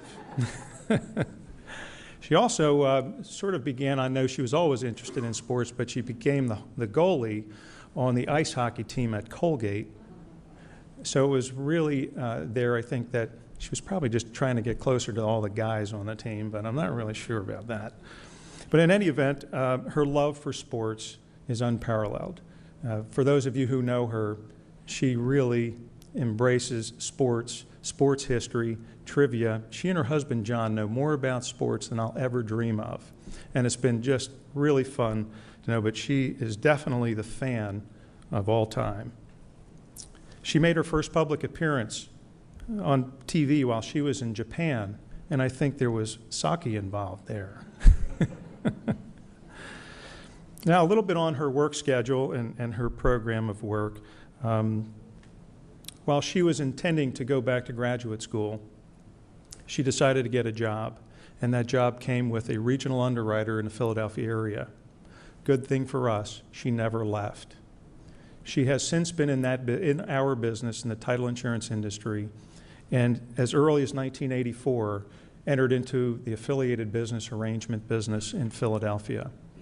And in promoting that business, along with her customers and managing many branch offices for this regional underwriter, she ultimately became a vice president of the company before her age 30. She then opened her own agency, leaving the underwriter in 1994. And it was shortly after that, in 1996, that we were introduced and we became partners. And it's been, for those 15 years, it's been just a wonderful experience to see her enthusiasm, her initiative, and her motivation in continuing to work tirelessly for our industry and for our trade. Professionally, Ann had become the first woman president of the Pennsylvania Land Title Association, which has been in existence for over 80 years, and it was quite an honor for her to receive that designation. She also received the Certified Land Title Professional designation from the Pennsylvania Land Title Institute and has taught many courses over the years to our industry group in Pennsylvania and beyond. In 2010, most recently, she has received the Albert Pentecost Award for the highest service to the Pennsylvania Land Title Association. She also, as you may know, pioneered Title 101 in educating our state insurance commissioner, and then expanding that program to offer assistance to other state associations in helping to train the commissioners of various states throughout the country.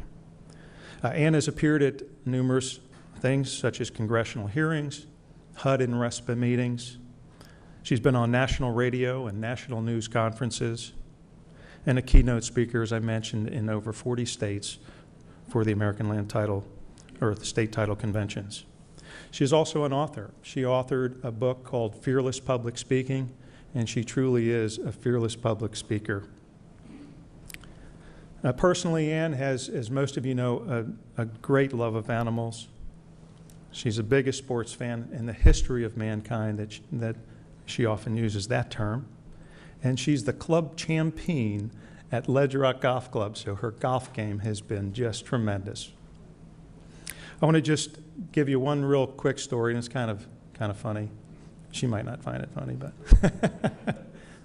I've had the good fortune to be a member of a club in New Jersey called Pine Valley, and it's a fairly restrictive club. It was a men's club, but we've gotten a little more liberal over the years, and we've now permitted women to play certain times. And Ann has been fine with that, and she has always enjoyed coming and playing, and I try to make arrangements to play at least one time a year and have her down to the club because she enjoys it so much. But it was several years ago that she came down for the second time during the year, and it was at that meeting, and she has gotten to know this gentleman by the name of Lenny Ward very well over many years of her being there, and they've gotten to be such great friends. And this might have come out not the way Lenny intended it to, but when he saw her there, he graced her with an award, and it was for the woman most played at Pine Valley.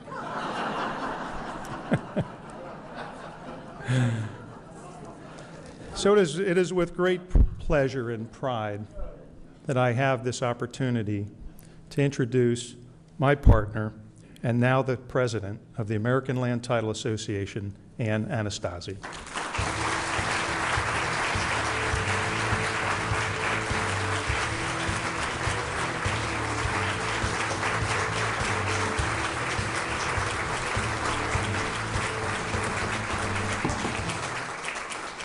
Thanks, Chippy. You know, the person that gets the mic last always can come back. So here we go.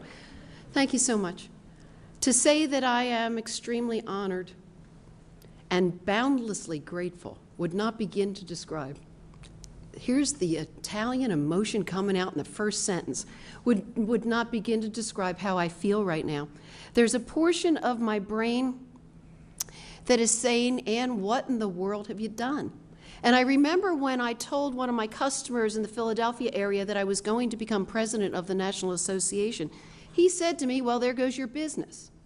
He said, why in the world would you give of your time and your energy to something that doesn't directly impact you? But I was raised by parents who had certain rules.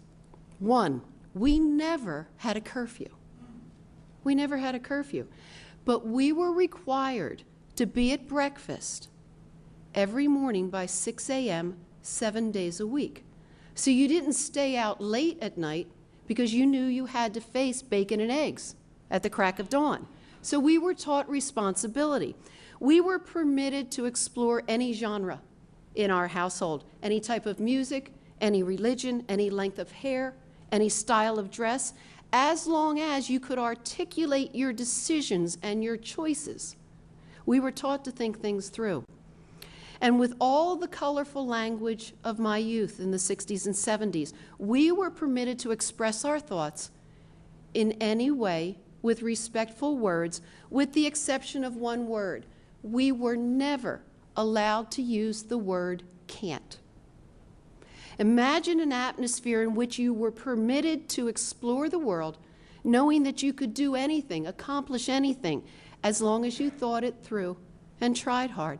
And lastly, to respond to my customer who asked why I was getting involved, Churchill and my mother would always say, we make a living by what we get, but we make a life by what we give.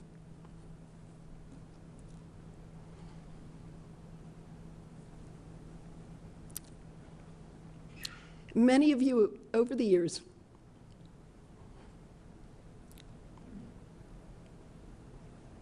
have heard me talk about my brother Richie. And with all of the challenges he faces every day, he is the kindest person with the biggest heart you would ever meet. My board this week, my God, you brought Richie in as if he were your brother. I can't thank you enough. Love you, Rich. My mother couldn't be with us today because she's at home in the hospital. Cornelia, thank you. Cornelia's taping this. My mother's not going to be proud of this moment. Cornelia's taping this so we can take one home to Mom. Mom, thank you for your pearls of wisdom and everything that you instilled in me. You all know and have met John, without whom this day does not exist. John is every woman's dream of a husband because he is the personification of calm and patience. John says quite possibly 4 words over the course of an entire weekend. Maybe 5, and it's always a score of a game or something like that. So my world goes immediately from chaotic to tranquil when I walk in the door. We haven't seen each other a great deal over the past couple of years, and I know this year is going to be even harder. But I know as I stand in front of every audience around this country over the next year, John will be at home cheering me on silently. Many of you have met my niece and nephew, Tony and Sarah. And I want to say publicly to them, we couldn't be more proud or love you more than if you were our own children. Denise and Lana, my God, you have been carrying the torch in our offices during all of my travels, and I want you to know that I am extremely grateful for your dedication, your loyalty, your knowledge is unbelievable, and your friendship. And to Chip, we have had an amazing ride. We have been to some extraordinary places, and you know you mean the world to me. Thank you. Kara Dietrich, you started it all. Kara Dietrich was the first woman president of the American Land Title Association. And through Kara's guidance, and to my gal pals, there's a gang of 6. We Italians shouldn't really say that there's a gang, should we? There's a gang of 6 women who are always supportive, always telling me what they think honestly. I am a better person for being in the gang. Thank you. Thus is the framework of my life. It's made up of a belief that I can succeed as long as I work hard, and it's colored with the knowledge that kindness and patience are essential ingredients. How lucky am I? Every time somebody asks me what my middle initial L stands for, I always answer lucky, because I am the luckiest person in the world. All of this background embodies the person who stands here today, and I know that my role of president doesn't officially begin until tomorrow, Mark. But I feel that the path to this moment began some 20 years ago when a reckless cowboy and his lovely bride befriended John and me in Sun Valley at the Utah Land Title Convention. Mike Currier was the ALTA rep at that convention at which I was giving a speech. And he and Lenny and Missy, in no uncertain terms, told me I was getting involved in ALTA, period. Mike would get up early every morning during that convention and join John and me for breakfast, and between bites of pancakes, he would tell glowing stories of his involvement in ALTA and what it meant to him. He hounded me, he encouraged me, he guilted me, he pushed me. But when he invited John and me to join his family for lunch with Roger Staubach, the tide turned. Mike, I know all these years you thought it was you.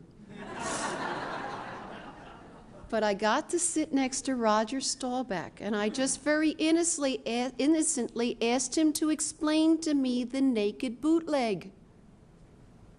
And I thought, man, involvement in this organization gets me to the table with Hall of Famers. Thank you, Mike and Lenny. So I decided to go back home and get more involved in Pennsylvania Land Title Association. What a great organization of people who truly believe in this industry and work hard.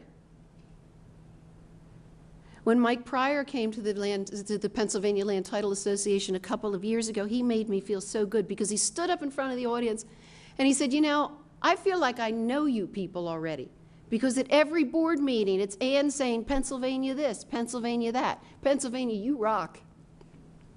Over the years, as my participation grew, I came to understand the true gift of involvement in ALTA. The proud people of this proud industry, I am proud to say, are some of my closest friends. The couriers have not missed calling me on my birthday for 20 years.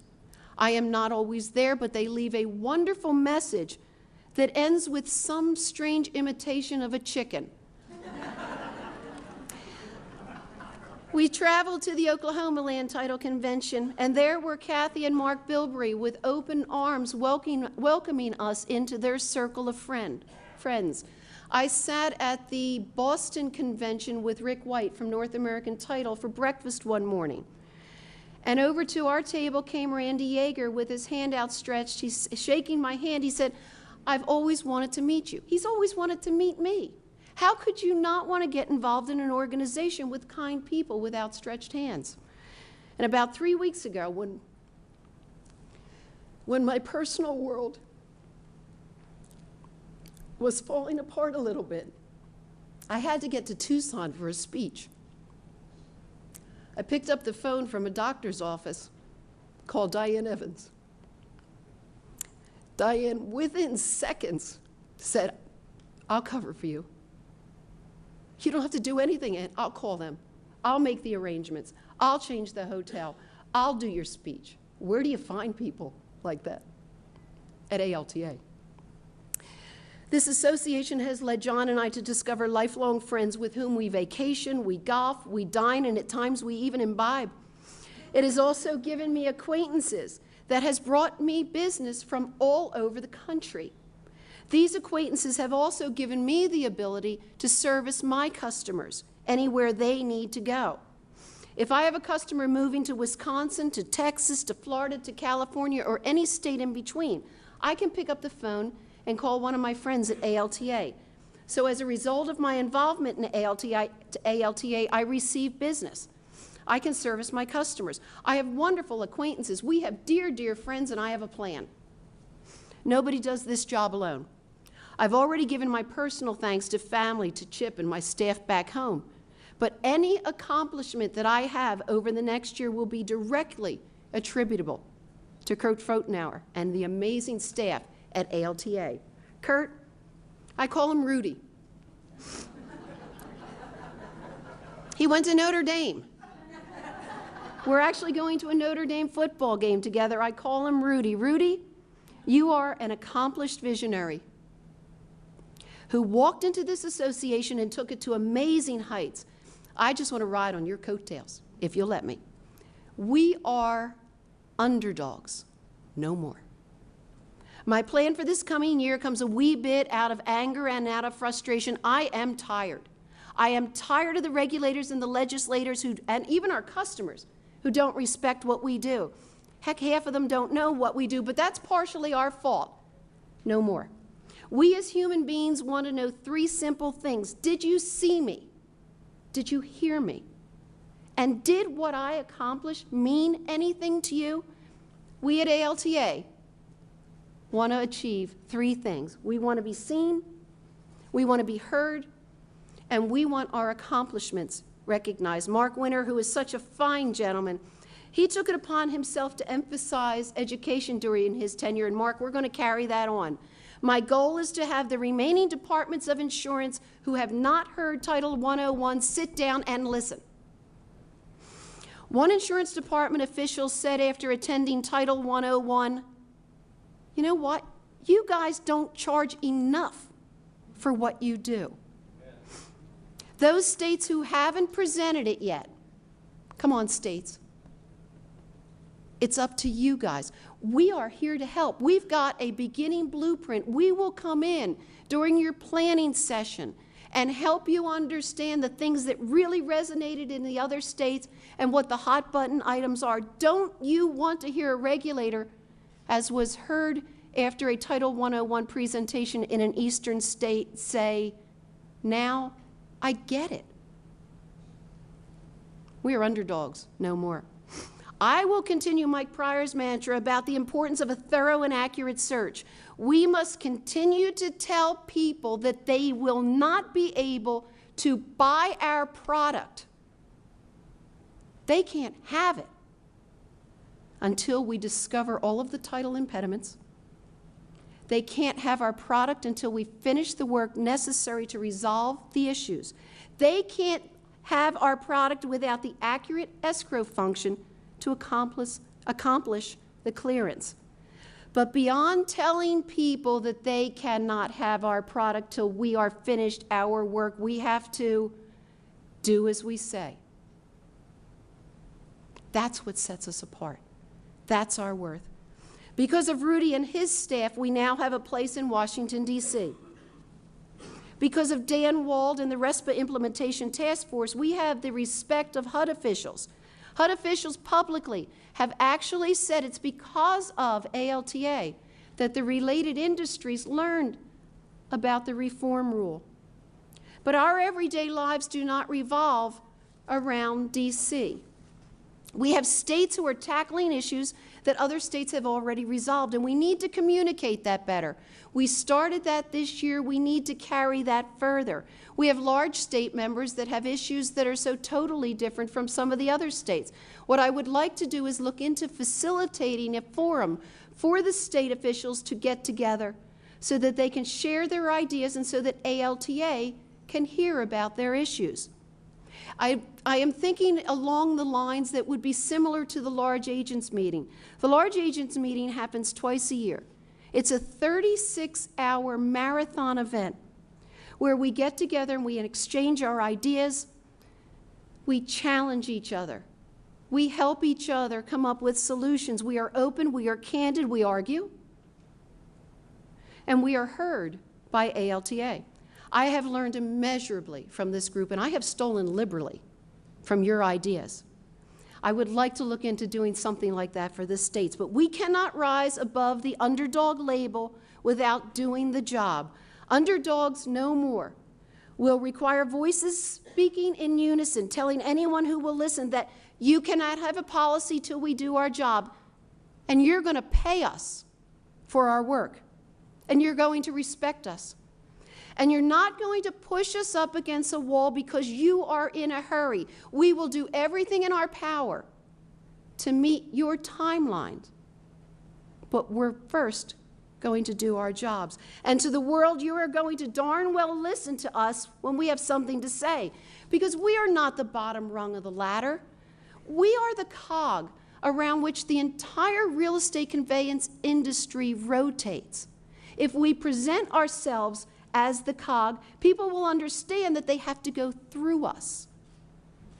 If they continue to think we are the bottom rung of the ladder, they will step on us to get to where they want to go. We are underdogs, no more. As I stand before you with my heart aflutter, I feel as though I am standing on the first tee at Augusta. I don't know what this round's going to bring, but I promise you this. I will do everything in my power to reach enough fairways, to hit enough greens, and to make enough putts to bring the Masters green jacket home for ALTA and the title industry. Thank you so much.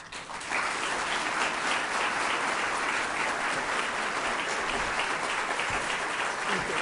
Judy. Thank you. You can't have it.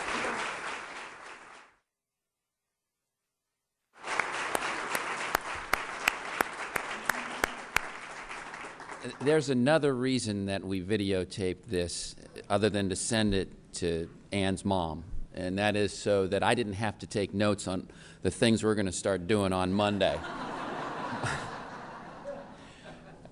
This concludes our session. I hope you have found this convention to be full of energy, full of vision, full of support for what you do. We wouldn't be here without your support.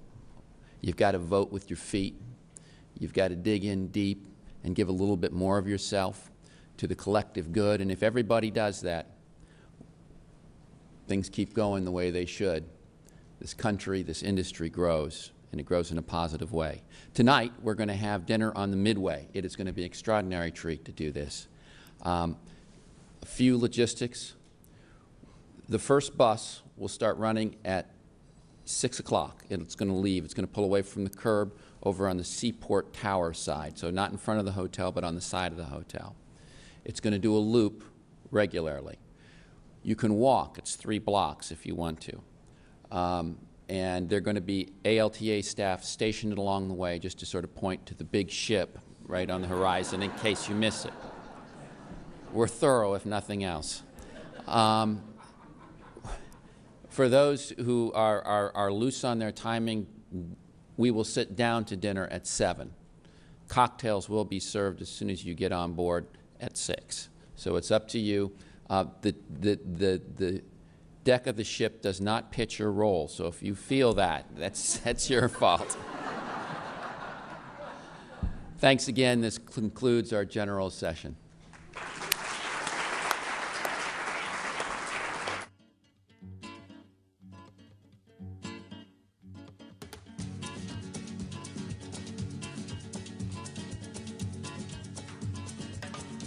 Ese amor llega sin esta manera, no tiene la culpa.